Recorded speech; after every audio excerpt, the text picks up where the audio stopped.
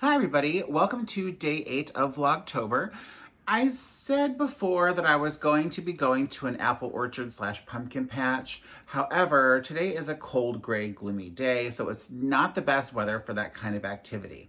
However, it is good weather for staying in and watching a scary movie. So that's exactly what I did today.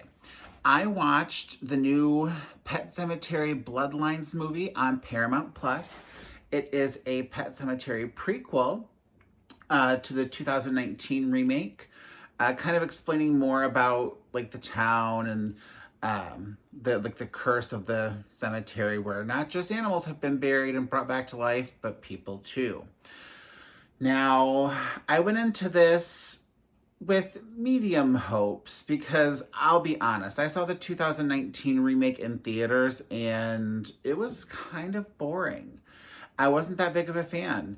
I do like the original Pet Sematary. I thought that was a really creepy movie and it actually scared me. But this new one, like, well, no, when I say the new one, I mean the 2019 version. That one, to me, like I said, I found it kind of boring. So the fact that this was a prequel to that one, I was kind of like, I'm not so sure how I feel about it. However, that being said, I watched it and I was really pleasantly surprised that it was a good movie. Now, there was quite a bit of gore, I'm gonna be honest. I had to shut my eyes a couple of times and look away because some of the parts were just really gross.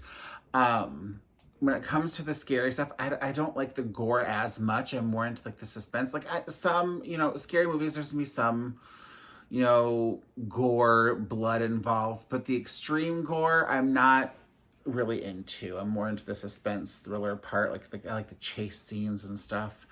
And I don't mind the bloodshed every once in a while because again, it's a scary movie.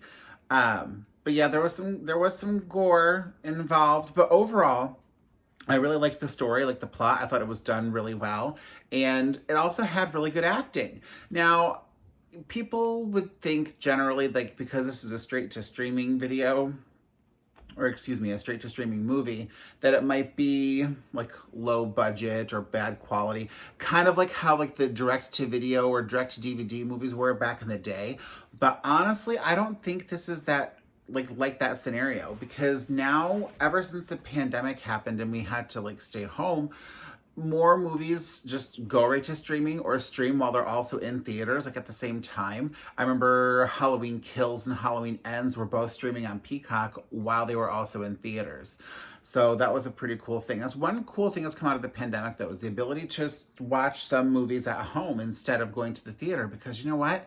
It's nice to be able to wear what you want, eat what you want, pause to be able to go to the bathroom, and you can just be comfortable. Whereas in the theater, you're spending money on just popcorn or candy, and you can't pause it if you go to the bathroom. If you go to the bathroom, you miss stuff, and you have to dress up. Like, you can't just be in your comfy clothes. So I will say that streaming movies at home is a pretty great experience. Now, don't get me wrong, I do love going to the theaters every now and then. That's still fun too, but I also appreciate being able to watch at home as well.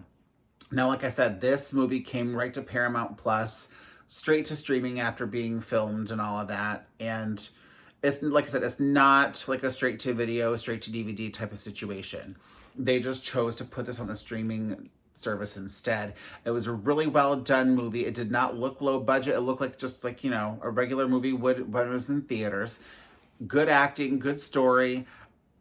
The gore, like I said, it was a bit much, but overall, it was an enjoyable experience. Even my mom liked it, and she had no intentions of watching it, but then she ended up catching some and she got sucked in and she liked it.